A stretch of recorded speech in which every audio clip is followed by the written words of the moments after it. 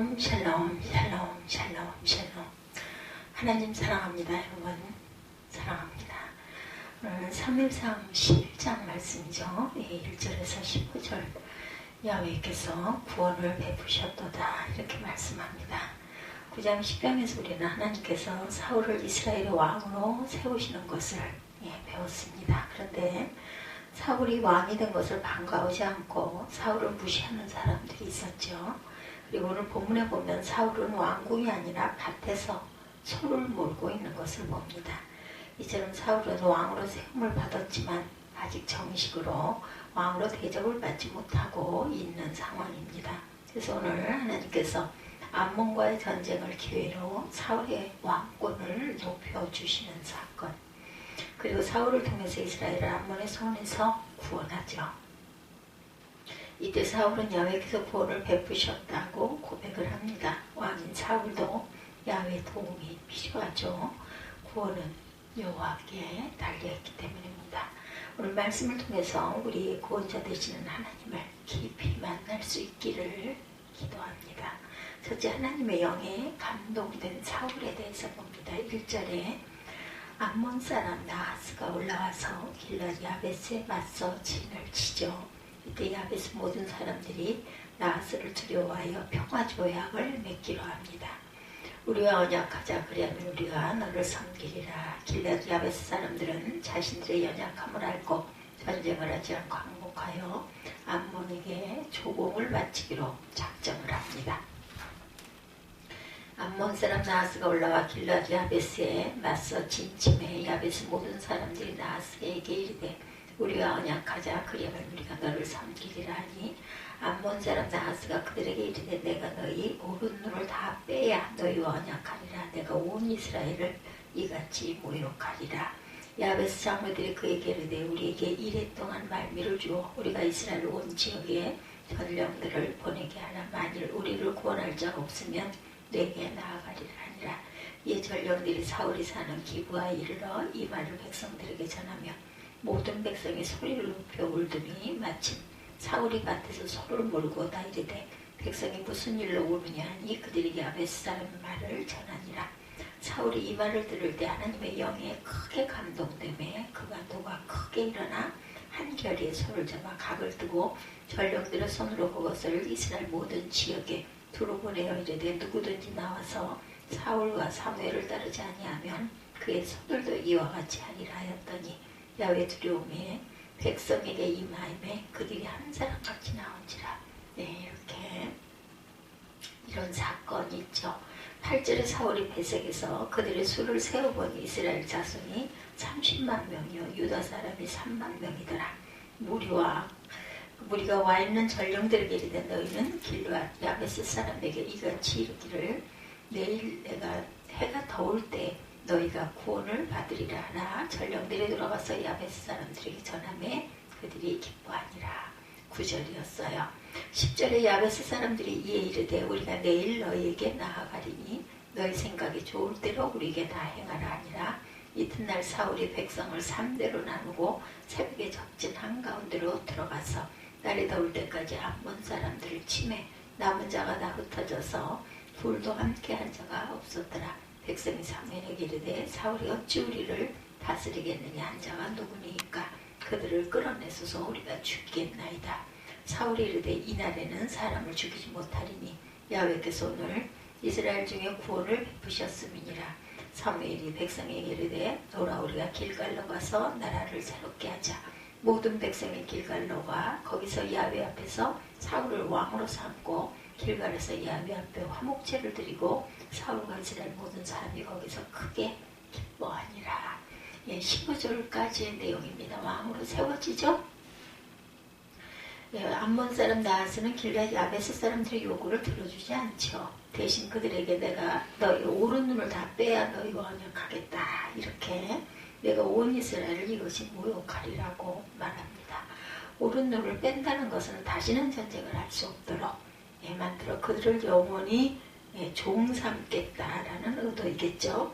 그러므로 이 말은 길랏 야베스 사람들에게 뿐만 아니라 이스라엘 전체를 무시하고 모욕하는 그런 그 모욕적인 언사입니다. 이렇게 무시를 당해도 야베스 장로들은 힘이 없으니 어쩔 수가 없었어요. 그래서 나하스에게 한 가지 제안을 합니다. 우리에게 이래 동안 말미를 주어 우리가 이스라엘 온 지역에 전령을 보내게 하라. 만일 우리를 구원할 자가 없으면 너에게 그렇게 나아가겠다. 여기서 중요한 말은 구원할 자가 없으면입니다. 즉 온 이스라엘에 구원할 자가 있느냐 없느냐가 야베스 사람들의 운명을 결정하게 되죠. 그래서 야베스 장로들은 이스라엘 전 지역에 전령들을 보내어 구원을 요청합니다. 4절에 이에 전령들이 사울이 사는 기브아 이르러 이 말을 백성에게 전하매 모든 백성이 소리를 높여 울더니 마침 야베스 지파에 보낸 전령이 사울이 사는 기브아에 도착해 이 모든 소식을 전했어요. 그랬을 때 백성들이 놀라고 두려워서 울죠. 이때 사울이 어디 있었어요? 오전에 마침 사울이 밭에서 소를 몰고 오다. 이르되 백성이 무슨 일로 우느냐 하니 그들이 야베스 사람의 말을 전하니라. 사울은 이스라엘의 공식적인 왕이에요. 그런데 그는 왕궁에서 나라를 다스리지 않고 농부처럼 밭에서 소를 몰고 있었습니다. 이것은 아직 사울의 왕권이 인정받지 못하고 있다는 것을 나타내주고 있죠. 이때 사람들이 야베스의 치욕적인 상태를 사울에게 알려줍니다. 사울의 반응이 6절에 보면 사울이 이 말을 들을 때 하나님의 영에 크게 감동되매 그의 노가 크게 일어나 사울이 나하스의 말을 전해 들었을 때 하나님이 영이 그를 크게 감동시킵니다. 하나님의 영에 감동된 사람은 사울은 노를 크게 말하죠. 하나님의 백성들이 당한 이 치욕적인 상태에 대한 영적인 분노입니다. 이처럼 하나님의 영에 사로잡힌 사람들은 하나님의 이름이 크게 훼손당할 때 영적인 분노를 느낀 거죠. 예수께서도 하나님의 성전이 타락해서 세습화에 된 것을 보시고 크게 분노하셨죠. 그리고 돈 바꾸는 자들의 상을 엎으시고 채찍으로 소와 양을 파는 사람들을 성전에서 쫓아내신 사건이 있습니다. 이처럼 거룩한 분노는 필요하다. 왜냐하면 이 거룩한 분노는 하나님의 영광을 보존하기 위해 하나님의 영이 하나님의 사람들 안에 일으키는 분노이기 때문이죠.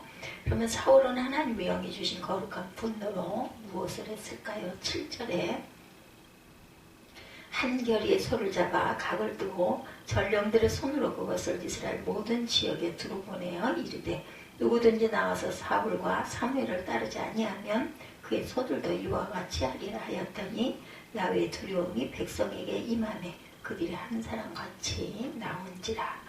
사울이 소 2마리를 잡아 각을 뜨고 이스라엘 다른 지파의 전령들을 보내며 말합니다.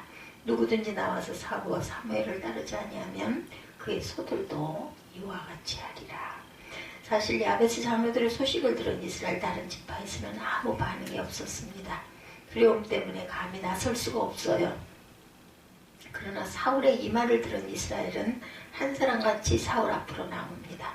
그 수가 이스라엘 자손이 30만 명이고 유다 사람이 3만 명, 총 33만 명이죠. 이것은 엄청난 숫자입니다. 어떻게 이 많은 사람들이 사울의 말에 한 사람같이 모일 수가 있었을까? 야훼의 두려움이 백성들에게 임했기 때문이죠. 즉 하나님께서 사울의 권위를 높이시기 위해서 백성들 마음 안에 사울을 두려워하는 마음을 주셨던 것입니다. 하나님께서 이스라엘의 요구를 따라 사울을 왕으로 세우셨지만 왕의 권위가 세워지지 않자 사울을 무시하는 사람들이 있었고 10장 27절을 보면 어떤 불량배는 이르되 이 사람이 어떻게 우리를 구원하겠느냐 하고 멸시하며 예물을 바치지 아니하였으나 그는 잠잠하였더라. 사울은 자신을 무시하는 사람들 앞에서 잠잠할 수밖에 없었어요. 왜냐하면 왕이었지만 너무나 힘이 없기 때문입니다. 증거도 없어요. 그렇죠? 그래서 소를 몰며 농사나 짓고 있었어요. 하나님께서는 스스로 세우신 질서가 무시되는 것을 가만히 보고 계시지 않습니다. 암몬과의 전쟁을 통해 직접 나서셔서 사울의 왕권을 세워주시고자 하는 거죠. 그래서 이스라엘의 마음에 사울에 대한 두려움을 줍니다. 그랬을 때 30만 명이 사울 앞에 한 사람처럼 나왔어요. 하나님께서 친히 사울 왕의 권위를 세워주신 것이죠. 이처럼 하나님께서는 자신이 세우신 종들에게 영적인 권위와 능력을 주십니다. 영적인 리더에게 권위는 절대적으로 중요하죠. 영적인 권위가 없으면 아무도 따르지 않을 것이기 때문이에요. 그러나 이 영적인 권위는 스스로 만들어낼 수가 없습니다.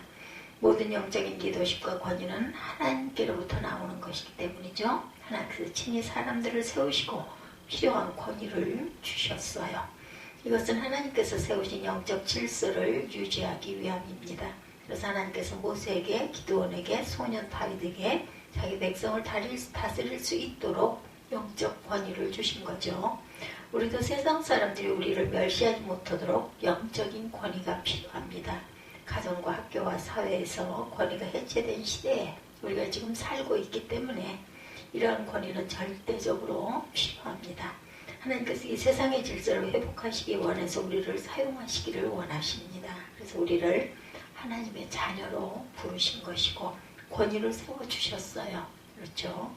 요한복음 1장 12절을 보면 영접하는 자 곧 그 이름을 믿는 자들에게는 하나님의 자녀가 되는 권세를 주셨다고 합니다.